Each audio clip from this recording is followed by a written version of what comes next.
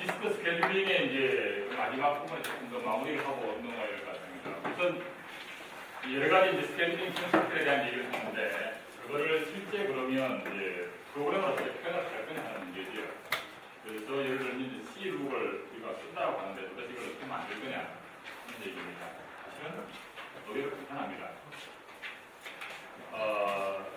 어쨌든 이제 우리가 그 실행하는 과정에 실린더 번호를 가지고 중요하게 생각할 때가 왔는데, 그래서 그냥 이제 한쪽 방향으로 쭉 진행을 한다고 보면 실린더 번호가 증가하는 순으로 이렇게 보면 되겠죠. 그래서 리퀘스트가 들어오면 그것을 실린더 번호를 기준으로 해서 이렇게 증가하는 순으로 소팅되어 있는 리스트를 유지하는 겁니다. 그래서 새로운 리퀘스트가 들어오면 그 증가하는 순서의 이상의 리스트에다가 순서를 넣으면 되겠죠. 그리고 이게 이제 진행하는 과정에서는 그 실린더 번호를 보고 순서대로 진행을 하면 됩니다. 근데 번호가 예를 들어서 실린더 번호가 지금 한 50까지 왔는데 새로운 리퀘스트가 한 60이나 70 들어오면 이제 현재 그 리스트상의 위치를 찾아서 넣으면 되는데, 현재 위치는 50이지만 예를 들어서 새로운 리퀘스트가 한 30이나 20이 들어왔다고 하면 현재 진행하는 방향에서는 처리가 안 되는 거죠. 따라서 현재 위치로부터 이미 지나간 자리에 있는 것들은 따로 리스트를 관리하는 겁니다. 그래서 리스트가 두 개가 있는 거죠. 그래서 현재 진행하는 리스트와 다음 턴에 해야 될 리스트를 관리하는 겁니다. 그래서 새로운 리스트가 들어오면 현재 실린 리스트로부터 지금 진행하는 과정에서 처리가 되는 것들은 현재 리스트에다가 실린더 번호가 증가하는 순으로 소팅해서 넣어놓으면 되고, 이미 지나간 자리, 현재 위치로부터 지나간 자리라고 하면 다음번에 해야 될 그 리스트에다가 또 증가하는 순으로 소팅해서 넣어놓으면 됩니다. 그러면 이제 하나의 스위치가 끝나고 디스크 컨트롤러 리스트가 들어오면 그 시점에 이제 지금 이제 현재 진행하는 돌리스트 앞에 게 제기를 했겠죠. 그럼 그것을 이제 큐에서 빼고 제외를 하고 그것을 요청한 프로세스는 레디 상태로 바꿔주고 실행을 하는 거죠. 그리고 또 그 다음 현재 리스트상에 그 다음에 있는 그 정보를 가지고 디스크 컨트롤러에게 명령을 진행합니다. 이렇게 진행을 하다 보면 결국은 이제 현재 진행하는 리스트가 언젠가는 끝나겠죠. 끝나고 이후에 진행해야 될 것들이 이제 다음번에 해야 될 것들이 리스트가 또 모여있을 겁니다. 그래서 현재 것이 더 이상 없으면 바로 다음 리스트를 현재 리스트로 바치면 되는 거예요. 현재 리스트가 끝나면. 그래서 사실은 이 자체가 뭐 서큘러 룩이 어떤 얘기를 하긴 했는데 사실은 실제 처리하는 과정은 간단합니다. 그냥 실린더 번호 순으로 소팅을 해가지고 리스트를 관리한다. 그래서 그걸 순차적으로 그냥 처리해주고 새로운 리스트가 들어오면 그 리스트에다가 특별하게 위치에다가 넣어두면 되는 겁니다. 구체적인 스타일은 이제 책에 포함이 있고요. 근데 이제 사실은 매번 우리가 실린더 번호를 가지고 이렇게 소팅하려고 하면 이제 실제 운영실의 커널에서 처음 나오는 것은 뭐냐면 블록 번호라고 했습니다. 블록 번호. 근데 그것을 이제 디스크 상에, 물리적인 디스크 상에 있는 실린더 번호, 트랙 번호, 섹터 번호 이렇게 매번 환산을 하는데, 그렇게 환산을 해도 좋고, 아니면 그냥 블록 번호를 가지고 소팅을 해서 뭐였습니다. 왜 그러냐면, 블록 번호가 크면 당연히 실린더 번호도 크게 되죠. 블록 번호가 증가하는 순으로 소팅을 하면 실린더 번호도 증가하는 순으로 소팅이 될 겁니다. 그래서 그 실제 리스트 상에 소팅할 때는 블록 번호를 가지고 소팅을 해도 상관이 없을 겁니다. 그래서 이 책에 있는 소스에서는 보면 블록 번호 순서로 소팅을 해서 기록을 하고, 그 다음에 디스크 컨트롤러가 그것을 이제 디스크 상에 현재 이제 그 디스크 큐에 있는 것을 가지고 디스크 컨트롤러에게 명령을 보내는 시점에 블록 번호를 가지고 실린더 번호, 트랙 번호를 환산을 해서 명령을 보내는 걸로 그렇게 이제 되겠습니다. 뭐 구체적인 내용은 참고해서 한번 보시고요. 마지막으로 그 책에는 없는 거지만 이제 플래시 메모리를 조금 더 추가를 했습니다. 요즘 플래시 메모리를 워낙 많이 쓰니까. 근데 이제 플래시 메모리라고 하는 것은 이제 하드디스크하고 특성이 많이 다릅니다. 우선 하드디스크는 이제 그 시크 타임이라고 하는 방책 시간이라고 하는 것이 소모가 됐는데, 계속 이렇게 왔다 갔다 하는 움직여야 되니까. 근데 플래시 메모리는 그냥 반도체로 만들어진 메모리입니다. 그래서 특정 위치에서 그냥 읽어내면 되는 거예요. 제대로 움직일 필요가 없습니다.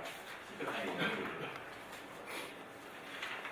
그 말고도 얘가 다른 장점들은 보면 이제 어쨌든 읽어내기만 하면 되고 기록하기만 하면 되는 겁니다. 그다음에 가볍고 소형이고 그렇게 하는 거예요. 대신에 가격이 하드디스크에 비해서는 같은 용량으로 보면 하드디스크에 비해서 비싸고 문제는 이 재기록이라고 하는 이 부분이 사실은 굉장히 문제가 됩니다. 하드디스크 같으면 이제 해당 위치를 찾는 과정이 이제 물리적인 기계적인 그런 메커니즘에서 기록이 되는 것 말고도 기록할 때 보면 그냥 해당한 위치에 새로운 것을 쓰게 되면 기존 것이 없습니다. 그러니까 기존에 어떤 것이 기록되어 있든지 상관이 없이 새로운 값을 기록하면 새로운 값으로 바뀌는 겁니다. 근데 플래시 메모리는 그 특성상 이미 기록되어 있는 데다가 새로운 것을 기록할 수가 없어요. 그래서 쓰기하고 읽기 말고 지우기라고 하는 게 따로 되어 있습니다. 그 쓰기를 하기 위해서 반드시 한번 지워주고 써야 돼요. 그게 이제 반도체를 만드는 공정에서 이제 그 지우는 과정을 따로 이제 배울 수밖에 없는 그런 여러 가지 기술적인 이유가 있습니다. 어쨌든 그래서 반드시 지운 다음에 씁니다. 그리고 그 그러니까 기본적으로 쓰는 작업은 예를 들어서 한 블록까지 여기서 보통 페이지란 말을 많이 쓰죠. 어쨌든 그런 그 기본적인 단위, 페이지 단위가 됐든 이렇게 이제 읽기나 쓰기를 하는데 지우기는 또 그보다 훨씬 큰 단위를 씁니다. 그것은 한 블록이란 말을 쓰는데 한 블록이 예를 들어서 페이지 단위로 한 100씩 들어있는 페이지를 한꺼번에 지우면 한꺼번에 합니다.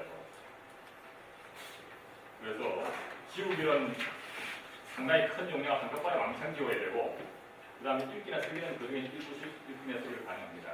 그래서 쓰기는 반드시 지워진 블록에 있는 페이지만 쓸 수가 있다. 이런 데 제한이 있어요. 그러다 보니까 이제 조금 문제가 복잡해지는 게 생겨요.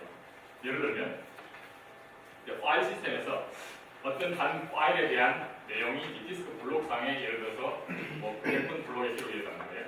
그러면 디스크 같으면 그 값을 다른 걸로 바꾸려고 하면 그 100분 블록에 쓰기만 하면 되거든요. 그 플래시 메모리는 그 자리에 쓸 수가 없어. 그래서 물론 그것을 다시 지우고 쓰기를 하면 되겠지만 지우는 작업이 굉장히 시간이 많이 걸립니다. 그래서 쓰기를 할 때는 반드시 이미 지워놓은 다른 영역에다 써야 됩니다. 이미 지워놓은 다른 영역에다 작업하고 쓰고 그 다음에 예전에 기록되어 있던 것들이 한 블록이 통째로 이제 다른 곳에 다 이사를 갔으면 그 다음에 이 현재 블록에 다른 곳으로 다 이동하고 난 뒤에 남아있는 것이 없으면 그때 지웁니다. 이 절차가 복잡하죠. 그래서 쓰기를 하면 그 내용이 원래 자리에 써지는 것이 아니라 딴 데 써진다는 겁니다. 따라서 파일에 대한 데이터 블록이 매번 바뀌어요. 같은 자리에서 기록을 해도 그러니까 블록번호로 하드디스크로 보면 같은 자리에다가 파일이 같은 위치에서 기록을 했는데 사실은 플래시 메모리는 계속 딴 데 기록이 되는 거죠. 이걸 잘 처리해야 됩니다. 그래서 이제 파일 시스템이 조금은 복잡입니다. 그래서 기본 읽기 쓰기 하는 기본 단위가 이제 페이지로 되어 있고 이 페이지라고 하는 것도 이제 플래시 메모리마다 좀 단위가 좀 다릅니다. 1KB, 2KB 이렇게 여러 가지가 있어요. 그리고 이런 페이지들을 16개, 32개 또는 128개 이렇게 해서 묶어가지고 한 블록이 되거든요. 그래서 읽기 쓰기는 페이지 단위로 이루어지고 그 다음에 지우기는 블록 단위로 이루어집니다. 그래서 어쨌든 쓰기는 반드시 빈 페이지에 써야 되고 그래서 어디가 현재 지워놓은 상태에 있는지 이런 것들을 잘 관리를 해야 돼요. 그 다음에 어떤 블록에는 데이터가 원래 있었지만 다른 데 다 어떻게 기록하고 여기서는 이제 유효한 것이 무엇이 남아있는지 이것도 관리를 해야 되고 조금은 이제 차이가 있습니다. 따라서 거기에 맞춰가지고 파일을 좀 바꿔야 되는 거예요. 근데 보통 우리가 USB에다가 기록을 해서 사용을 하게 되면 사실은 우리 별로 범위는 없이 그냥 쓰고 있잖아요. 그죠? 그 부분은 USB에도 기존의 파일 시스템을 쓰고 있습니다. 가장 대표적으로 쓰고 있는 FAT32 같은 걸 쓰고 있죠. 그러면 원래 이제 FAT 30이라고 하는 것은 하드디스크에 맞춰서 만들어진 겁니다. 따라서 어쨌든 특정 파일에 재기록을 하게 되면 원래 같은 그 위치에다 다시 기록한다라고 처리를 하는 거예요. 파일 시스템에서는. 그렇지만 플래시 메모리에서는 여기서 사실은 딴 얘기를 하고 있는 거죠. 그래서 플래시 메모리 내에 소위 말하는 FTL, 플래시 트랜슬레이션 레이어라고 하는 걸 넣어가지고 플래시 메모리 내에 있습니다. 그래서 유능세대 쪽에서 100분 블럭을 기록하시려고 그러면 플래시 메모리 내에서 100분 블럭은 이건 어디야? 하는 그런 매핑 팁을 갖고 있는 거죠. 그래서 100번 블록이 오게 되면 지금 내부에서 비어있는 위치가 이제 물리적으로 비어있는 페이지를 찾아주다가 기록을 하고 테이블에는 100번이 들어오면 지금은 뭐 일단 300번 준다 라는 정보를 갖고 있는 거죠. 그래서 그 이후에 100번에서 읽어달라고 하면 내부 테이블을 보고 300번이고 300번이고 그래서 실제 플래시 메모리 내에서는 모두 이렇게 그때그때 바꾸는 작업을 하는 이런 매핑 팁을 갖고 있어요. 그러면 이제 운영세대 쪽에서는 이게 이제 하드디스크인지 플래시 메모리인지 구별할 필요가 없는 거예요. 플래시 메모리 내에서 알아서 적절하게 바꾸는 거예요. 그래서 플래시 메모리 모듈 내에 아주 간단한 CPU도 있고 그래서 이렇게 이런 팁을 관리하는 램도 있고 그건 이제 기존에 있던 이제 그 파일 시스템을 그대로 쓰기 위해서는 일반 그런 방법을 쓰는데 그렇지 말고 아예 파일 시스템 자체를 플래시 메모리 특성에 잘 맞게 만들 수 있지 않나. 아예 처음부터 이런 그 플래시 트랜슬레이션 이런 거 아예 없어졌고 그래서 파일 시스템 자체가 원래 하드디스크를 전제로 해서 모든 게 설계가 됐는데 그게 아니라 플래시 메모리 특성에 맞게 아예 파일 시스템 자체를 새로 설계를 하자. 그렇게 만든 것들이 뭐 JFFS라든지 뭐 이런 것들이 있습니다. 그래서 이런 식으로 이동을 여기저기 옮겨서 꽂아야 되는 경우에는 이제 이런 스타일이 훨씬 편하게 되냐면 OS가 여기저기 막 바뀌어 있는데 근데 이제 아직은 이런 플래시 메모리용 파일 시스템이 작동하는 경우는 그렇게 많지가 않습니다. 그리고 아마 요즘은 이제 스마트폰이나 이런 데 보면 플래시 메모리 많이 쓰거든요. 아니면 디지털 카메라라든지 그런 경우에 아직은 여전히 이런 식으로 플래시 메모리 자체에다가 트랜슬레이션 레이어를 넣어가지고 처리하고 있는 걸로 알고 있어요. 그리고 예를 들면 스마트폰 같으면 그게 기본적으로 이제 리눅스가 들어있는 거죠.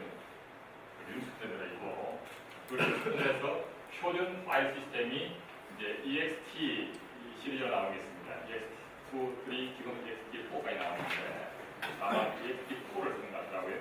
그래서 EXT4를 베이스로 해서 사용을 하고 플래시 모듈 내에서 적절하게 트랜슬레이션 레이어를 넣어가지고 배분시키는 그런 방법을 쓰고 있는 걸로 알고 있습니다.